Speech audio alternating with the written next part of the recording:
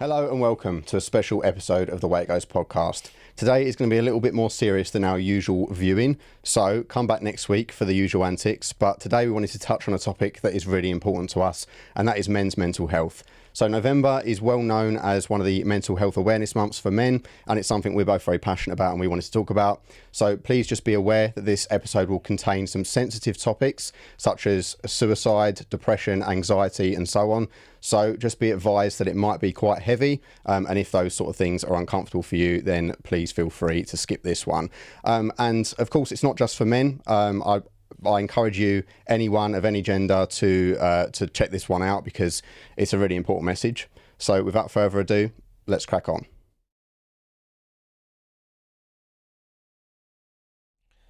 Welcome back, guys. Welcome back. The Way It Go podcast. It's episode 6, 7? 6. 6. Literally just off the top of my head, just forgot. It's episode 6. As you can see from the trigger warning that we've put at the beginning of the show, I guess it's a show, we've put at the beginning of the episode, we're going to talk about some quite serious topics today. They're a lot to me and Dan, and being that it's Men's Mental Health Month, we wanted to talk about it, and just have some discussion on this. It's something that I think we both feel very strongly about, and it's something we really want to talk about. I know this is not quite our usual stuff. Normally we talk about quite serious topics, but we put a really fun spin on it, and I'm aware that this episode might be a little bit heavy, but we will resume our normal stuff next week. Yes. So please bear with us. It's just something that we thought was so important to share the message of. It's something I've always felt really strongly about.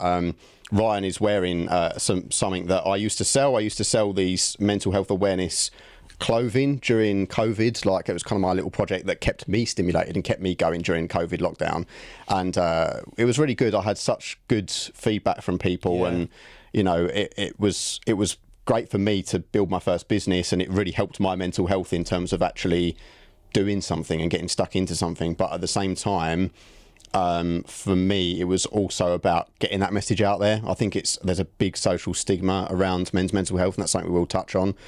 But yeah, for me, it was just getting the message out there, and the amount of people that actually opened up and shared stories with me off the back of it. I remember you telling me about this. Yeah, I remember you telling me when you first started promoting the clothing brand. Yeah. The amount of people that were coming to you and just telling you their stories. Yeah, it was incredible. Stuff like that is really important. It's really important to talk to people. Sometimes it feels like you can't, sometimes it feels like you shouldn't, sometimes it feels like you're sort of dumping everything on this person. But you know, I feel very lucky that I've got friends around me that I feel comfortable enough to go to and say, hey, I'm not having a good day. I'm not having a good day. And I'm so lucky that these people are so receptive. Yourself, Taylor, Kane, they're so receptive to, you know, just listening to me,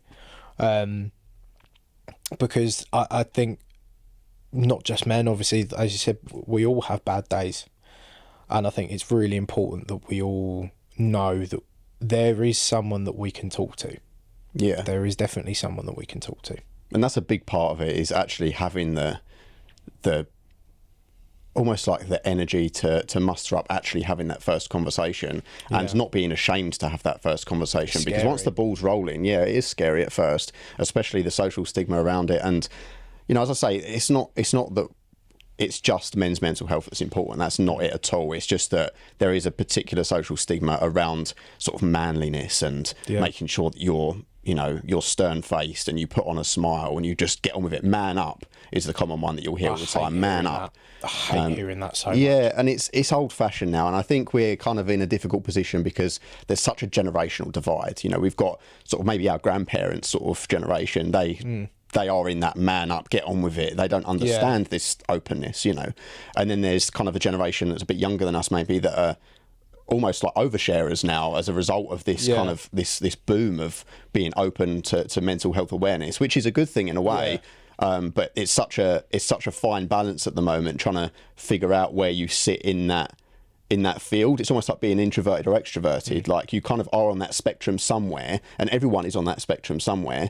It's just how open are you willing to be, and how receptive is that other person going to be? I feel like we are on, like, our generation is on that cusp point of where people started talking about feelings, emotions and stuff like that. And do you know what? Like, living in the world that we live in now, where people are feel so able to speak to people, is really refreshing. Because, you know, me and you grew up in an era where it was kind of a keep a straight face, you know, stiffen up your upper lip sort of mentality. But again, like I said, I feel like we were just that little bit too old for the new wave of mentality, and just a little bit too young to not miss the you need to keep yourself, you need to keep a straight face, you need to, you know, keep your backbone up and stuff like that. Like, and I think it's that whole old school mentality is just stupid. Like, it's just so stupid. It's old fashioned. It's antiquated now, because you need to be able to open up in some respects. Like, and this is, so when I started this clothing brand, it was called Men Cry, and it was just about that. It's about, you know, understanding men have feelings too. Men will cry from time to time, and that kind of thing. There's kind of this, like, you know, you see a man cry and you think, oh, well, that's, you know, something really bad must have happened. You know, they people aren't receptive to it. I think it's, like you say, it's getting better with time. 100%. But in terms of when I was kind of researching for this episode, I was looking at the stats, and they are quite worrying, to be honest with you. So I'm just going to read a few out, and we'll just kind of have a chat about what we think about them. So in terms of the data that I'm about to read is from various sources, Samaritans and a few other places, and some of it is a little bit older now, sort of 2021, 2022 data. As well. But yeah, so the first one, and this is something that doesn't surprise me at all, to be honest with you, but it's something that is quite worrying, and that is that in the UK, at least, 74% of all suicides are men. So you are 3 times more likely as a man to commit suicide than you are if you're a woman. That's crazy. But it's one of those stats that I can't. Sadly, I understand it. Like, I get it, because I've been in that space. I'm not going to say I was to the point of suicidal, but I was definitely at a very low point, and I definitely felt like I had no one that I could talk to. Like, it's one of the most isolating feelings that I've ever had in my life. And I just remember sitting on my bed and thinking, there is no one in the world right now that understands, when there is, that I can talk to, and there was. And I just felt so isolated from the world that in my head, nothing could fix that.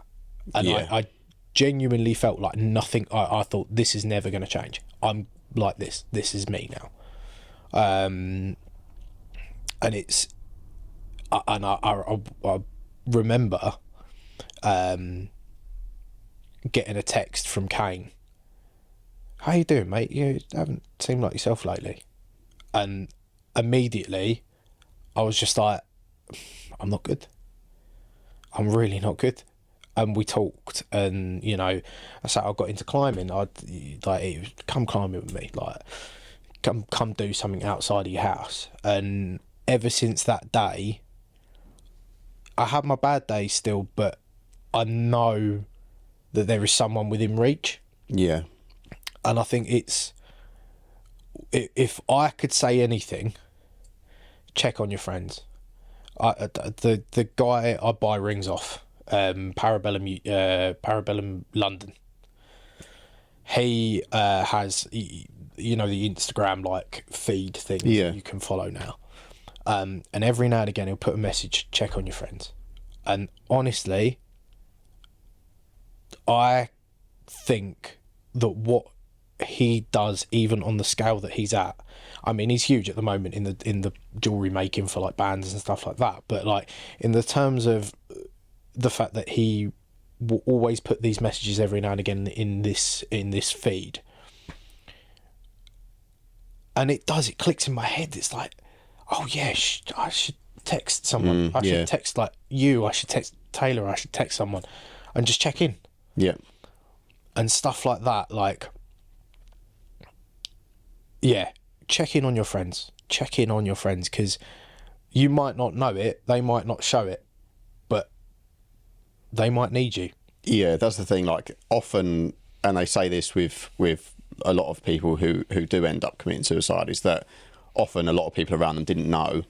They had no signs, no warning signs. I mean, there are obviously warning signs that someone is going through some sort of depression. Yeah. Like, they might be low in motivation. They might be sort of frequently staying indoors. They might be quitting out on social events. They might be, you know, not looking after themselves. There's lots of different signs like that. But there's also the people who will be able to really hide it very well, and go about their daily routine and their daily life, and you'll never really notice. And I think that's quite frightening. So it is good to check in on people 100%. I think for me, kind of like you, I feel like I've been there a few times.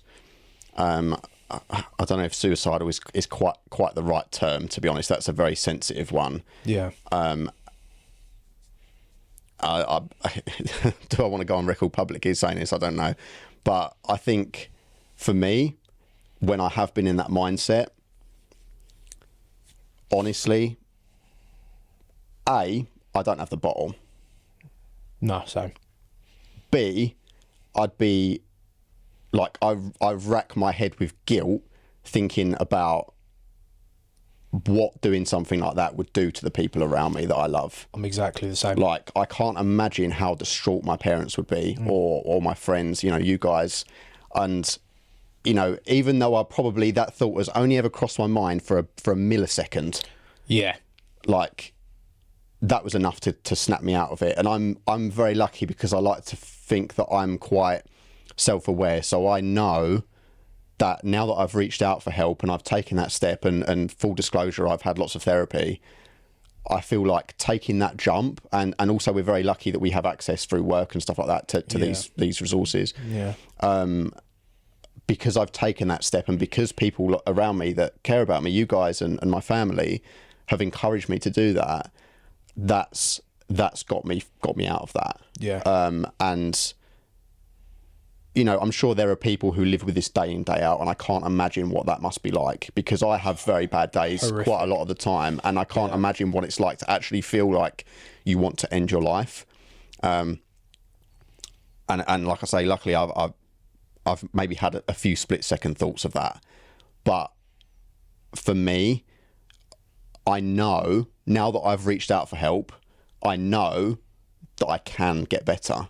And I know that when I have those really bad days, I know that I can lean on those people around me, and I know that I can lean on the professional resources that are available, and that will get me out of that rut. Yeah. And I don't think there should be any shame in talking about that. Obviously, that's quite a big thing for me to admit in public, but yeah. No, but it's important, and you know, you've never told me that. No.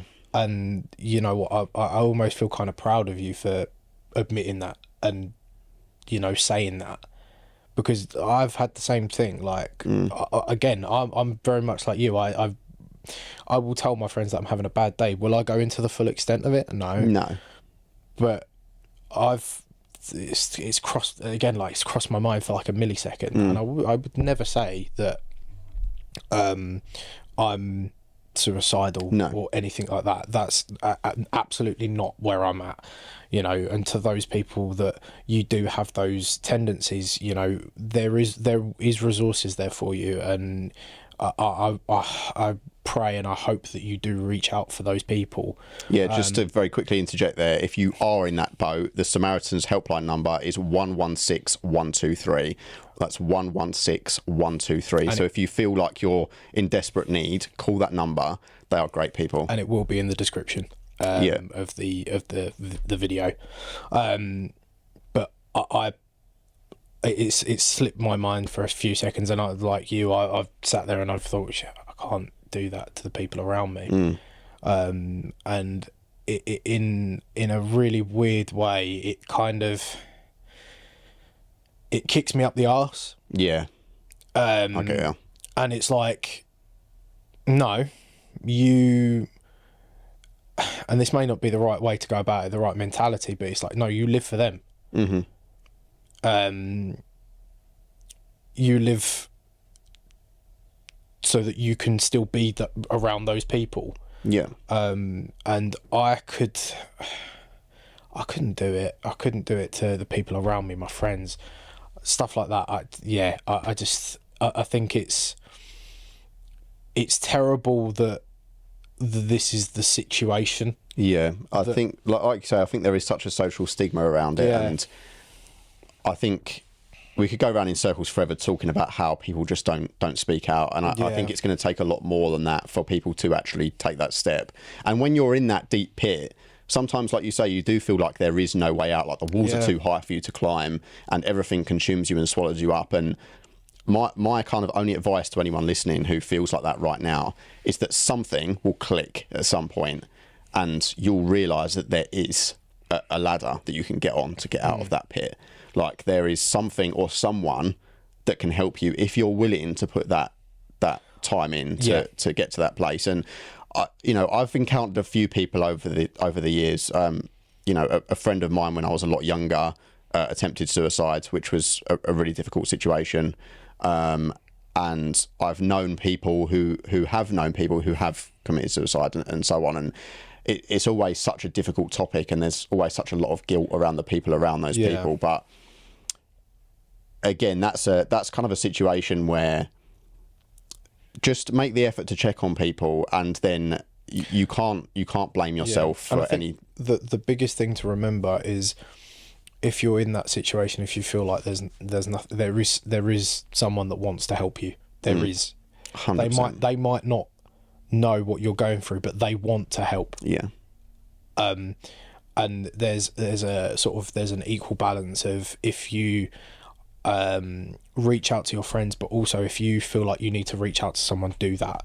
And I pray that the thought crosses your mind that maybe I should talk to this person, do it, because they want to help. Yeah, and do you know what? There's so many people that even I haven't reached out to or spoken to in a long time, who I know that I could rely on. I know there's people that I haven't spoken to for 6 months, a year, 2 years. And if I picked up the phone to them, they would be there for me. Yeah. And, you do create those bonds with people over time, and you might just forget about it because they're not part of your day-to-day or whatever. Or, you might be going through something, you might have lost someone, you might have fallen out with your friends, you might have lost your job, you might have be going through bereavement or something. But there's always someone who's willing to have that conversation with you. Yeah. And part of this data is, it says that up to 40% of men who have a mental health issue have never spoken to anyone about it at all. So 3/4 of men are said to suffer from common symptoms like anxiety, stress, or depression. So when asked why they don't speak up about that, the biggest reasons that they cited were 40% said, I've just learned to deal with it, and they just get on with their lives and that's it. 36% said, I don't want to burden anyone. So that's them being self-conscious of upsetting people around them, or being too much hard work for someone, be it a partner or family. 29% said, I'm just too embarrassed, that pains me. That's a lot of people that are probably sitting there suffering with, even if it's just a mild depression or anxiety that's affecting them day to day, and they've chosen not to speak out about it just because they're too scared, because they think that people will laugh at them, or that they'll be degraded for it because it's not manly enough. Yeah. That's the bit that really gets me, because I feel like, and this is why I did this clothing brand in the first place, and why I champion this stuff so much, because there is absolutely no shame in struggling. The world's a tough place, We're emotional. We're emotional beings. We get attached to people who then maybe pass away or leave us. We go through financial burden because we've got those pressures of the cost of living crisis and the housing crisis in the UK and elsewhere. We've got so many things that put that pressure on us, and a lot of people have to do jobs that they despise just because they need the paycheck. And for that to happen, in terms of for people to go through that and just live with it day to day, and they feel like they're too embarrassed to speak out, I think that's a real shame. I think it's a real shame. But to put maybe an ever so slightly positive spin, I guess, on it, how strong are those people? Yeah, absolutely. Because if you wake up day to day with this struggle and you fight day to day with this struggle, you're so strong. Like you're stronger than you know, because like if you're struggling mentally, that's a mask that you wear every day. And to keep that up, the strength that you have to show, so, for myself, I'm usually this happy, bubbly, happy-go-lucky kind of guy. Mm-hmm. But to be completely honest, that's a mask. Yeah. I wear it every day, and I wear it well, because I've learned to wear it. Yeah. And it's not necessarily a thing that is like, oh, I do this every day. I don't. Some days I am just in a good mood. Some days I am just happy. But some days I wear that mask because I'm not. It depends on obviously the environment that I'm in. Not every environment for me specifically is the right environment to show myself. Mm-hmm. I think on that, I think a lot of people who listen, whether that be people that we work with or people that we're friends with, I think will be probably quite shocked at this conversation. Yeah. And the thing is, I want, I want to come with honesty. This is a topic that's close to my heart. Mm-hmm. From my own experience. So I want full disclosure on this, because I think if I'm not honest, I'm doing a disservice to talk about this if I'm not honest on how I cope day to day. Yeah. I mean, us talking about this, there's going to be clips of this on TikTok, on Instagram, on YouTube, and for it to just hit someone's feed and for them to be like, that's how I feel. Like, to me, that is why I got into this in the first place. Yeah, same. Because, as much as we have a laugh, and obviously this episode isn't one of those episodes, but as much as normally we have a laugh about stuff and we see the silver linings in bad situations and whatever. And we've said before, we're both very good at that. Like, we laugh, we're self-deprecating, we laugh at ourselves and we laugh at tragedy because that's how we cope. Yeah. And everyone's going to have their own coping mechanism. Like, everyone's going to get through things differently. But for me, like, I think getting the message out is so important. And if that burdens me in some way, in terms of, maybe people might see this and think, oh, he's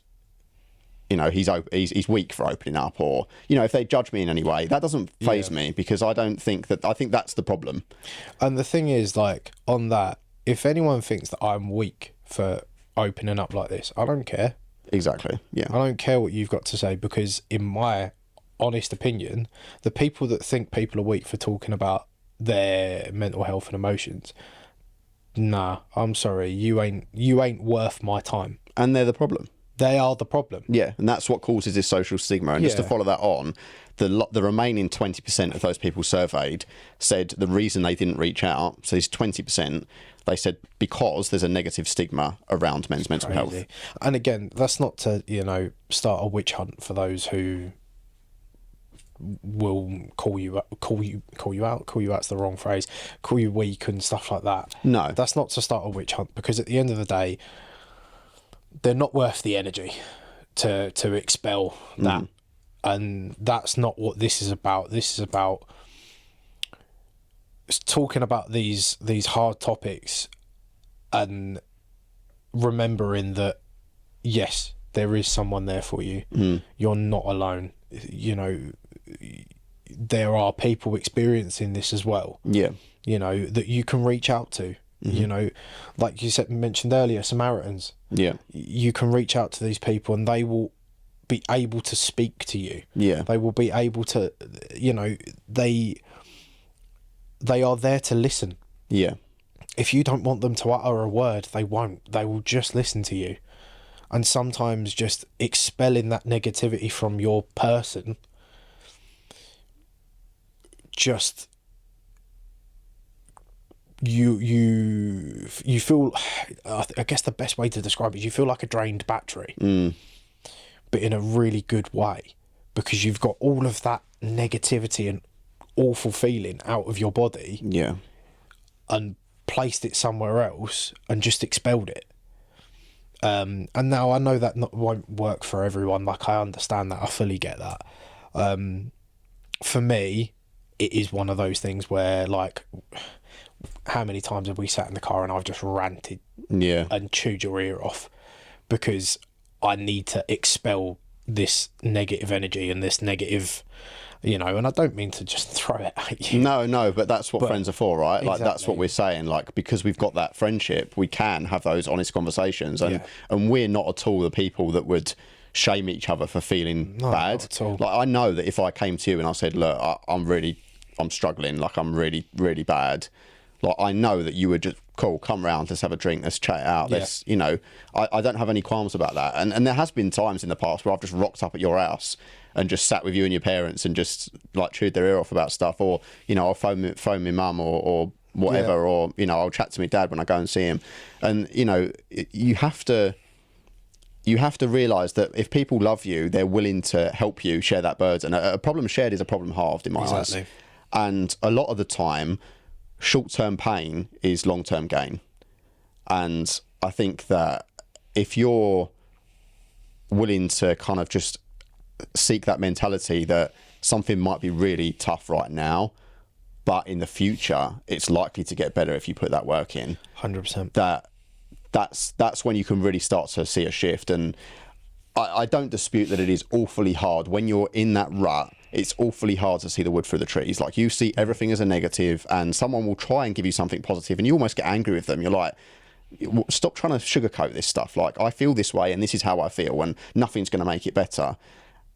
But eventually, something will trigger that. And when I was reading up about this survey, it said that the same survey found that 4 in 10 men, it would take thoughts of suicide to compel them to even ask for support for their mental health. That's crazy. So to actually get to the point where they feel like the ending their life is the only option, 4 in 10 people, that's what it would have to get to before they actually seek help. And I would encourage that anyone reach out far beyond then, because like far before. It's so easy to fall in that trap of, oh, it's not bad, it's not that bad. Oh, it's okay. Like, no, I'm fine, it's just a bad day. Like, stuff like that. It's so easy to fall in that trap. But like an open wound, if not treated, it will only get worse. Exactly that. You know, if you're feeling down, talk to your friends. Or, you know, if you notice your friend isn't as social with you, like outside and stuff like that, talk to them. Just say, you okay? Like, and you know full well the first answer, yeah, fine. Yeah, of course, yeah. Are you sure? Again. Yeah. That second time, I will 9 times out of 10, and that isn't an official stat, I'm just going to throw that out there. 9 times out of 10, someone is going to go, actually, do you know what? No. And it's so important to ask twice, because that first answer is always, well, it's not always, but that first answer is usually a lie. Yeah. Yeah, because that's the social norm, isn't it? Exactly. Yeah, I'm all right. Yeah, I'm all right. No worries. No, I'm not. Yeah. Like, I've got into this habit now. If I notice someone that looks kind of not right, not okay, you all right? Yeah, I'm fine. You sure? Oh, actually. Oh, yeah, actually. Yeah. Makes all the difference. And I'm like, I accept my friends and people that I know coming to me, because that's okay. You know, I'm okay with, you know, my friends needing to talk to me, and I'm happy to listen to that. I think it's a norm as well for people to not want to burden you with anything. So that's why they will just, yeah, I'm all right. And you see that a lot in relationships as well. Like, if someone's really going through something, they might hide away or mask it just to not burden their partner. And, you know, if someone loves you, then they're going to share that with you, and they're going to, of course it's your journey and you can do it at your own pace, but those people are the people that are going to get you out of that situation. 100%. So you have to be willing to be open. I always tell people, you're not a burden to me. I want you to know that. So tell me what's wrong.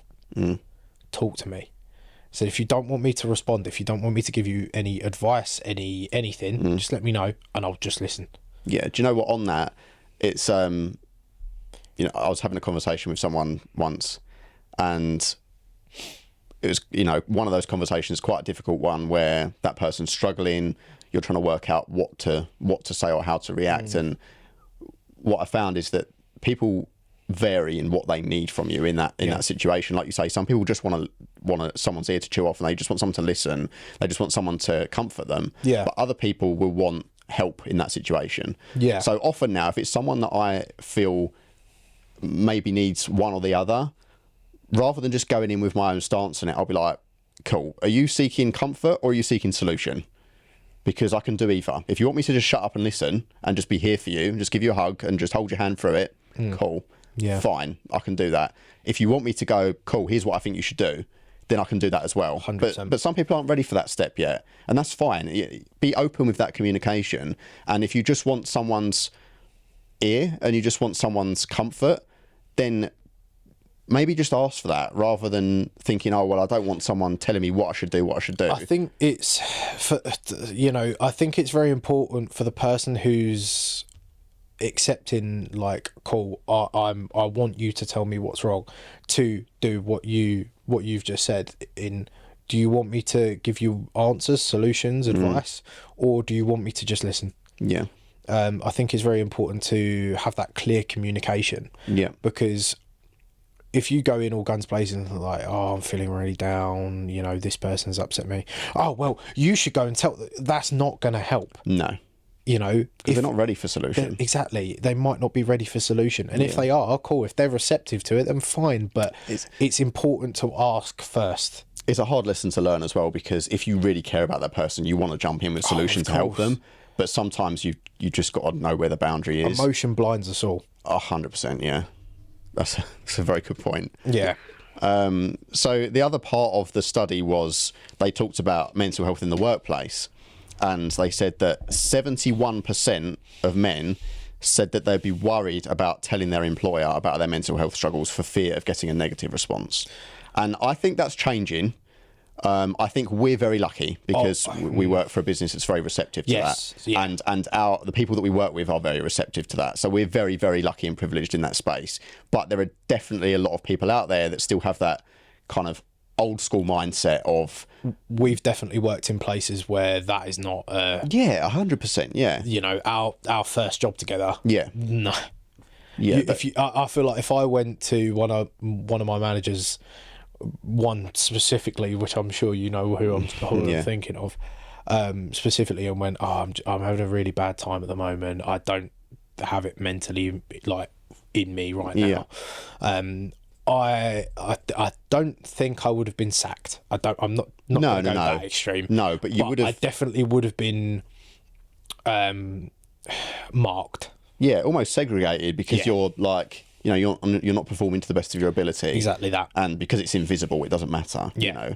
And I mean, you've been through that anyway with your MS, right? Because it's not something that I can't see that you've got a disability sitting here. You know what I mean? But it's something that affects you on occasion. Yeah. In terms of your tiredness and things like that. And people, unless they knew that about you, or unless they were receptive to that, they might not know about it. And like that, a mental illness, or being depressed or anxious in a certain situation, it is an invisible illness. It's something that you're struggling with that someone might not be able to see, but that doesn't mean that it doesn't exist. And I think that's something that people have to realize. But obviously we're very lucky now that where we work, if I'm off, someone will know. We've got a massive team. Someone will look at me and they'll go, he's not right, and I'll be pulled aside and I'll have a nice conversation and I'll feel so much better for it. And I'm so grateful for that. It's rescued me so many times, more than anyone will ever know. And that is so important. So that's something that I would really encourage. And there are people campaigning for this, right? Like, one I really love following is Dr. Alex. I think he was on Made in Chelsea or something like that. He's on one of these reality shows, but he campaigns for mental health and a lot of mental health stuff in young adults and things like that. And he's kind of managed to get, through social media influence, he's managed to get to a place where he is actually in with the government and discussing these plans to really help support in this space. And I think that is so important. And I applaud people who are doing that work. Also, another big one is boys get sad too. Is that right? So that is I spoke very briefly with that team because when I first started Men Cry, the clothing brand, I didn't want to step on their toes, and I didn't want to go into that space if it was something that they felt. It's not, you don't want to compete in a space like that, because it's not about that. For me, it was a personal project, and I wanted to donate some money to charity, which we did. We donated to Samaritans, and that's something that I wanted to do. But they are the major player in the UK in terms of, and you see them everywhere. I saw someone wearing one of their hoodies down at Brighton when we went. I saw one where we work a couple of weeks ago. I've seen various of their merchandise. Seen a few shows. Yeah, and I think it's Kyle, the name of the guy that owns that. I apologise if that's wrong, but again, incredible to do that in that space, because it just creates awareness. 100%. And people that are proud to wear this stuff are people that are really helping in that space. Yeah. So that was half the reason I backed out of it, to be honest. It's A, I had my own struggles at the time, so I couldn't commit to it. B, it became quite expensive the way I was doing it. And being, working a normal full-time job and doing all this stuff and having the clothing on top, it's just something I couldn't really continue. But he is the major player in that space, and that's incredible work, because and I'd encourage you to check it out if you haven't ever seen Boys Get Sad Too. Just Google it; it'll come up. It's a clothing brand. They do really nice designs, and they are kind of a men's mental health specific awareness sort of campaigning group. Yeah, and they do some amazing stuff. So yeah, I think the overall message is the awareness piece needs to be improved, right? And I think that's why we wanted to have this discussion today. Yeah, absolutely. I think there's still a lot of work to be done. There's a lot of stigma around men's mental health, and I wish that wasn't the case, but it is probably going to be the case for a while going forward. At the end of the day, just because someone has to be manly or has to man up or be the alpha or whatever it might be you want to put it, that doesn't necessarily mean that you're not allowed to have emotion and show emotion. Because I don't know about you, but I would rather one of my macho guy friends come up to me and say, I'm really struggling, with a tear in their eye, than to just go, oh yeah, I'm Billy Big Bollocks and I'm just gonna go around smashing stuff up and whatever, and be all macho about it, because that's not a healthy way of dealing with it. You need to be able to explore these emotions, and that's not to say you need to be crying all the time and upset about everything. It just means that whatever you're feeling is valid, and people will be receptive to that, whether you think they will or not. Yeah, and the thing is, like, for me, I'm a big advocate for, let us sit down, let us talk, sit with me, cry with me. We'll get through this. Yeah. If I could give anyone any advice, and I know I've said it before, but check on your friends. Check on your friends. Just a simple hello might be enough to get someone out of a rut. Yeah. So I think that's a good message to put out there. So let's talk a little bit then about what helps us in that situation. Yeah. For me, and I think probably this goes for you as well, music. 100%. Music is massive for me. 100%. Like, whether that's something that I'm belting out, the lyrics are meaningful to me, or whether it's something that just resonates with me, or whether it's just something to get anger out, or whether it's something to reminisce and be nostalgic about. There's always something that can kick me either in or out of a mood that I want to explore. Yeah. And I think that's really powerful. Do you know what? It's the weirdest thing for me. Like, I have a playlist that is essentially just sad songs. And if I'm feeling really down, I'll listen to that. And it's the weirdest thing. It's almost like I'm working through whatever I'm going through in being sad with and relating to these songs.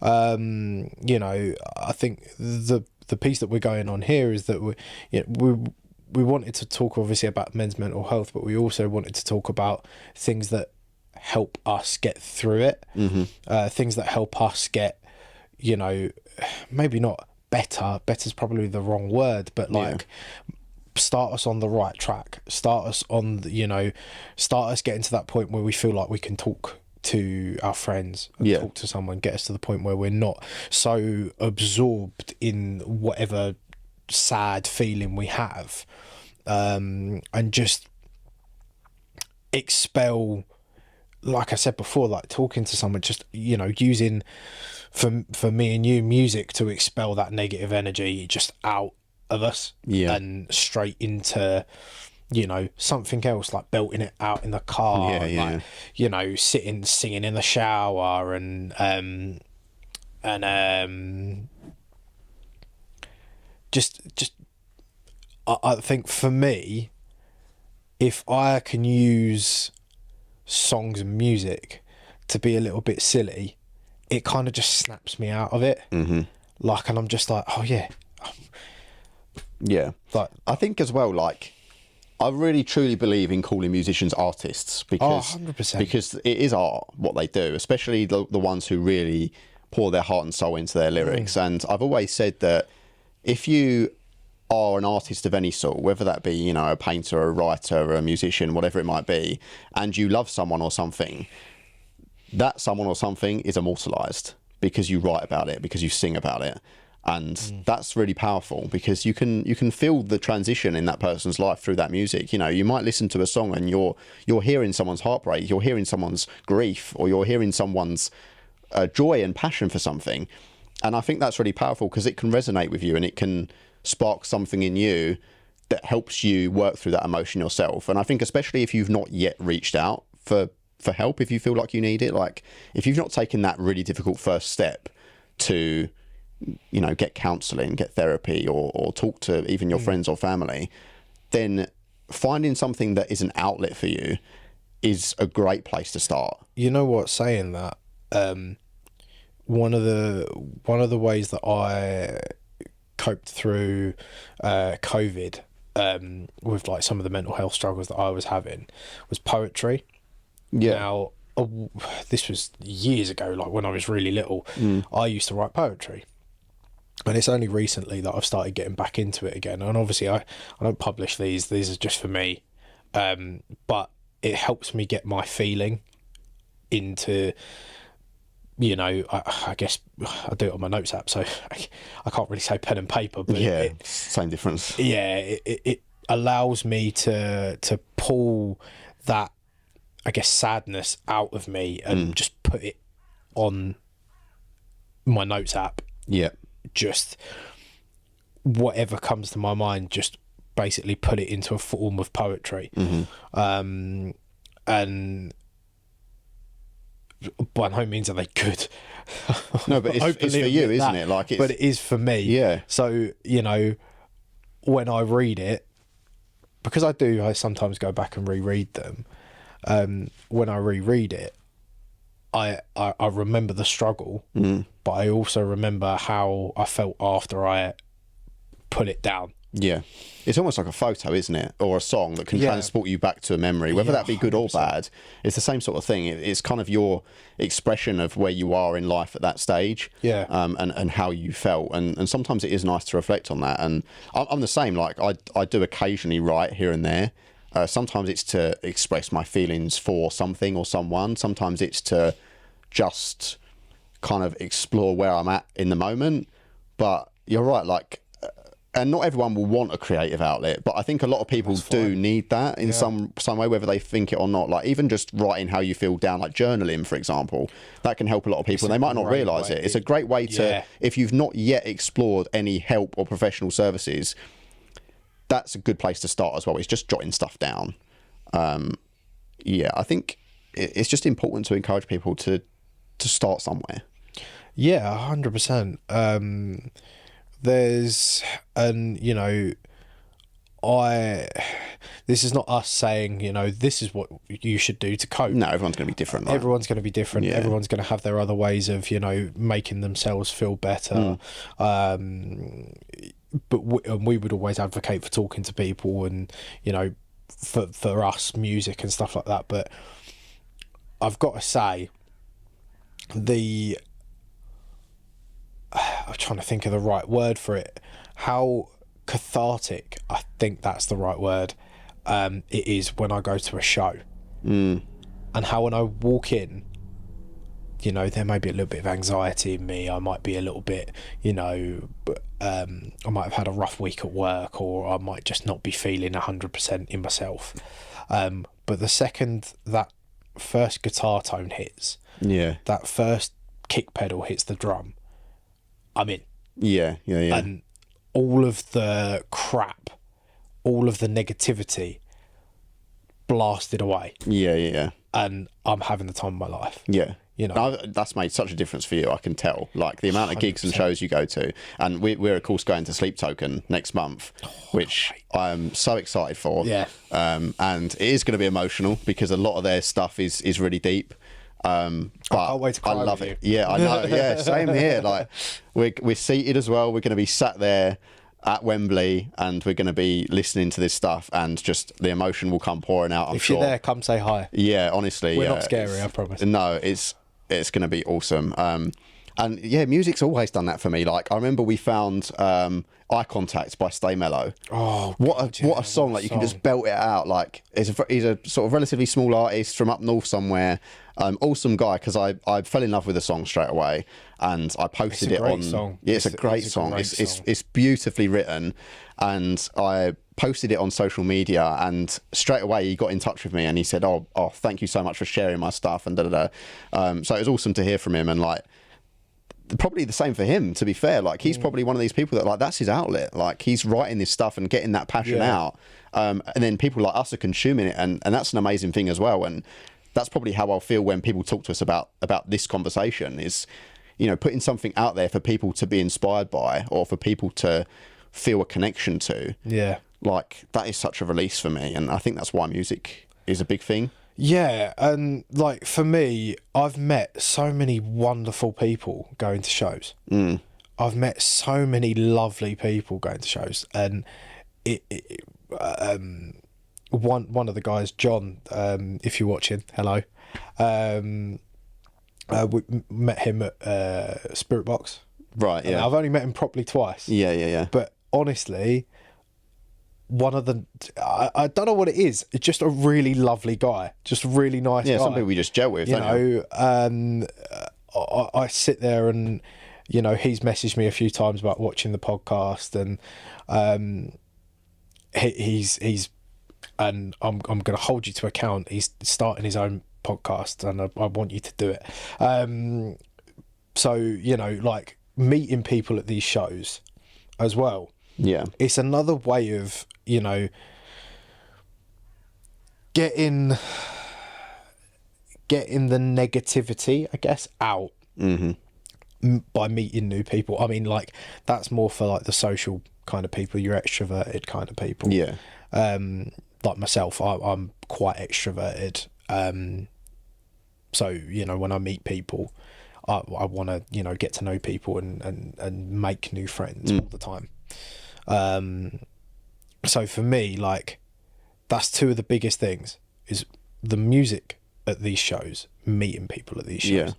Because, like, I've met some wonderful people, and they've all, even in the smallest bit, impacted my life. Yeah.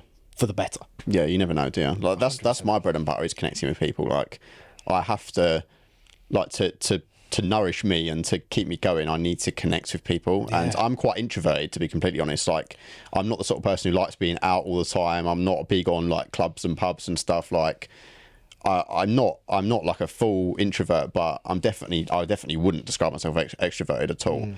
But it's the bonding with people. I don't want superficial friendships that are just passing hellos, goodbyes, how are you, how's the kids, whatever.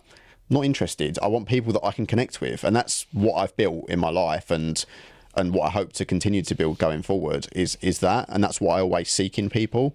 And I think everyone's going to be different, right? But you've just got to find your fit. And for me, like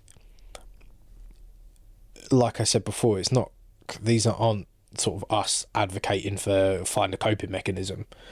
It isn't that. It's just, if you are struggling and you can find something that does help you, it's so important to grab that with both hands and just hold tight. Yeah. Because those are the things that get you to the point to talk to someone. You know, for me, music is a big thing, you know, so all of my friends are talking about music. So it got me to the point where I got closer and closer with, you know, Taylor and Kane, and, you know, I was able to then feel myself be able to open up to them. Mm-hmm.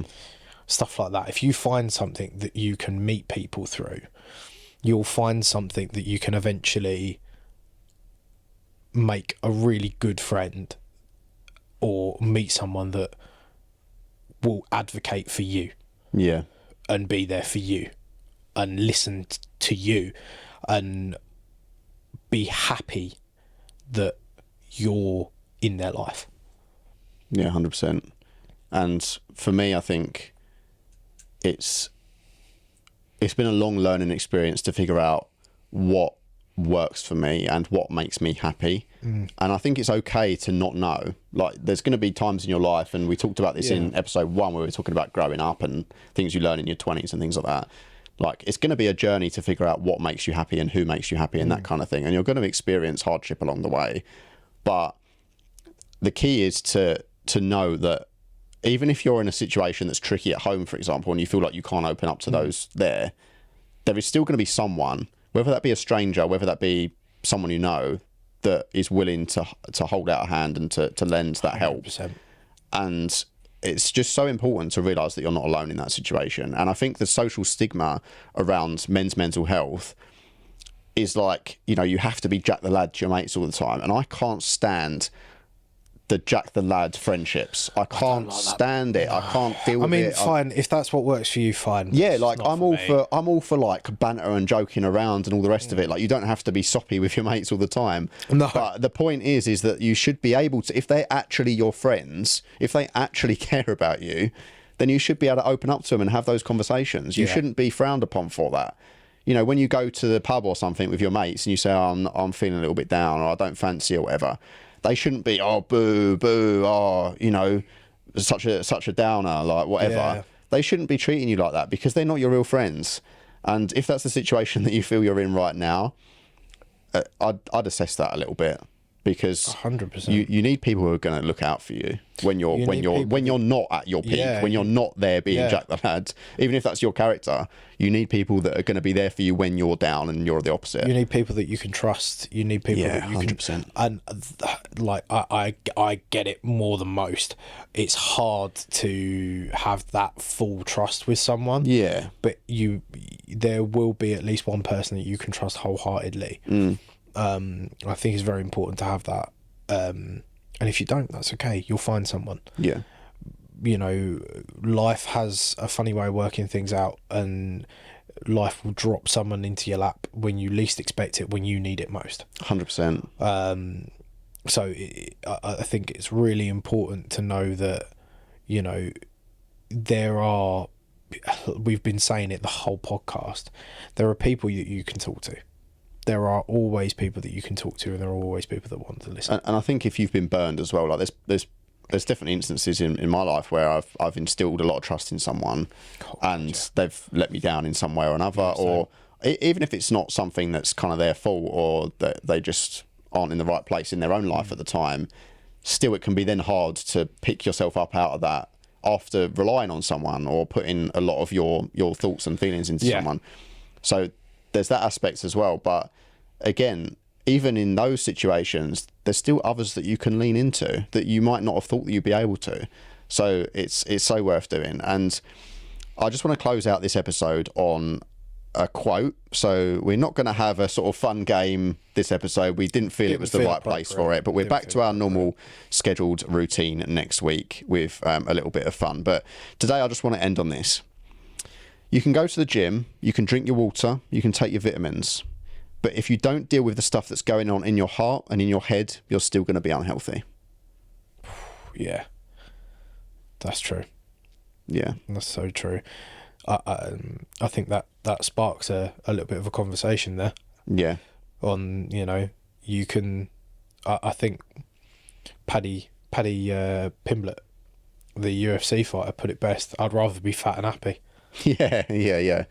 this is it. Like for me, I do enjoy going to the gym. It's a bit of an outlet for me, like having long walks, fitness stuff. And that's not to say that, sorry to interject, that's not to say that going to the gym isn't good for some people. No, some of course, yeah. Is, but a lot of people, they use that as their big sort of mental health outlet, which is great. But it is true that you have to be prepared to deal with your thoughts and emotions. Yeah. In order to feel, you could be the fittest person in the world. You know, you could be ripped, and you could be a weightlifter, or you could be a professional swimmer or acrobat, whatever. Like, you know, you could be the best athlete in the world, but you might still be unhappy. And it's just like, you might have all the money in the world, but you might still be unhappy. There's that aspect of, you have to lean into like what ails you mentally, and what emotions do you need to work through, or what help do you need to seek before you can actually break through that barrier. I think if you're just going to focus purely on physical health, you're not going to reach that happiness. If you purely focus on wealth, or, you know, something materialistic, you're never going to reach that peak happiness. You have to be open and willing to deal with what's in your head and what's in your heart. 100%. Yeah. I think as well, I don't know, they do go hand in hand sometimes. Like for me, I get such a boost from doing exercise. Like I feel so great afterwards, and that's mentally as well. I feel more freedom, and I feel more open to doing stuff. But at the same time, I kind of feel like sometimes you don't have that motivation. Like if you're really in a rut, sometimes you wake up in the morning, you just think, I can't be bothered. I'm just going to lay in bed all day. And that's not really a healthy thing to do. No. But sometimes you will be there. And if you're there right now, it's understandable. The best thing to do is to think, okay, but why?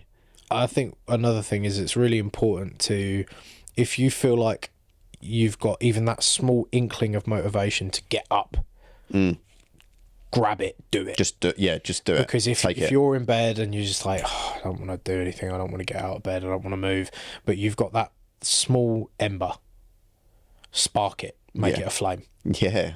Get yourself up, get yourself going, because trust me, the second you get out of that bed, jump in the shower, the second you walk out, you're going to be like, oh, do you know what? Actually, I feel a little bit better. And do you know what? If that's only the little win that you have for that day, fair enough. If you've gone from spending 2 days in bed not doing anything, even if just getting up, having a shower, tidying your room, even if that's all you do that day, that's still progress. It's a baby step. And you can then move on the next day to, oh, cool, do you know what? I'm going to walk down the shop today. Yeah. I'm going to do just little things. If you're if you're in that really bad situation, you don't have to straight away, I'm going to get help, I'm going to sort my life out. It's not going to come to you like that as a vision. Like it's a process, and sometimes it's a long process. You know, I feel in terms of how I am right now, honestly and openly, I'm not in the best place, but I'm in a better place than I have been in the past. And that's down to that dedication, and that's down to my friends, you guys, and my family, and people around me who care, and actually being willing and receptive to seek help where I need it, which I have. And also just to take those baby steps, because some days I do have those days. Everyone thinks I'm so busy all the time. You know, I have obviously the podcast, I go out and film cars, I've got work, I've got all this other stuff going on. But there are some days, if I have a day off, I'm just like, oh, don't get up till midday. And then I mope around for ages before I get anything done. And that's fine, because if you've got stuff that's bothering you, you're going to have days like that. Growth is a journey of small steps. It isn't something that happens overnight, and it isn't something that you just magically wake up and you're £1 million richer. No. You know, it is something that you have to participate in. Yeah. Admittedly, you know, it's not a journey that you get handed to you, unfortunately. No. It is a journey that you have to participate in, but it is, you know, a journey that you're not on your own on. You know, you are the runner, and all of your friends and your family are the people handing you water for the journey. Yeah. And, you know, eventually that water will, you know, fill you, and that's, you know, I guess the best way I can describe them giving you their love. You know, it's your hydration, is your hydration. Yeah, exactly that. That so, fills you up. So let me ask you this then to close us out, because this is one that I think is quite controversial. If you won the lottery tomorrow, do you think that would make you happy? No. I totally agree. Why? No. It would be that short-term kick of happiness into cool. Everything's the same. Yeah. Money, despite what people say, money does not make the world go round. No. Love makes the world go round. Friendships make the world go round. Having meaningful impact on people's lives makes the world go round. You know, just because you got a lot of money doesn't mean anything. That money could disappear in a day and then you're left with nothing. Yeah, I couldn't agree more. But if you've got friends and if you've got family around you, that lasts. Yeah, I couldn't agree more. And I think that, like you say, it's the short-term solution to a long-term problem. I could win the lottery and I could go out and buy myself my dream car and my dream house. But would I still experience loneliness? Yep. Yeah. Would I still have the same thoughts and issues? Yeah. Yep. And of course, there are people that are in a really bad financial situation that would change their lives immediately. But even if that's the case, again, that's still a short-term thing. It's a short-term solution. Like, because what happens when that money goes? Yeah. And it's still down to the bonds that you make and the people that you have around you and the things that you do day to day. Just because you're sitting on a yacht doesn't mean that suddenly you're going to be happy. No. Sometimes quite the opposite. Yeah.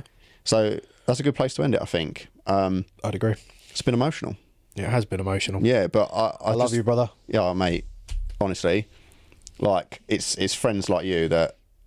Oh, don't, because you're gonna make me cry. It's true. It's friends like you that get me through this stuff, man. Like I appreciate you so much, and I probably don't tell you that enough. No, thank you, man. I don't think, starting this, I don't think I'd be in as good of a place as I am now without you.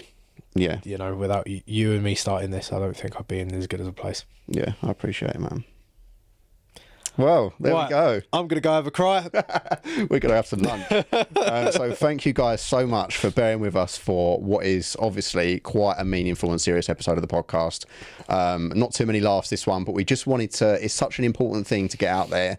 And for Men's Mental Health Awareness Month, we just wanted to do something a little bit different and to really mark the occasion, something that really means a lot to us. And please talk about it. Please reach out if you need help. As I said before, that helpline number, Samaritans 116 123. That's 116 123. If you feel like you're in desperate need of help, and reach out to your friends, let them know that you care about them, because you've seen it here. It makes a world of difference. Tell someone you love them. Yeah. So we appreciate you guys for listening and bearing with us. Please like, comment, subscribe, follow us on all socials at twig.podcast.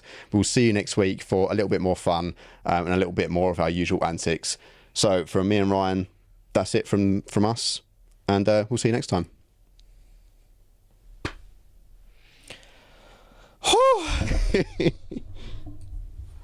Oh, God. Oh. Come here. Well done, mate. I love you, mate. Yeah, I love you too, brother. Oh. Right.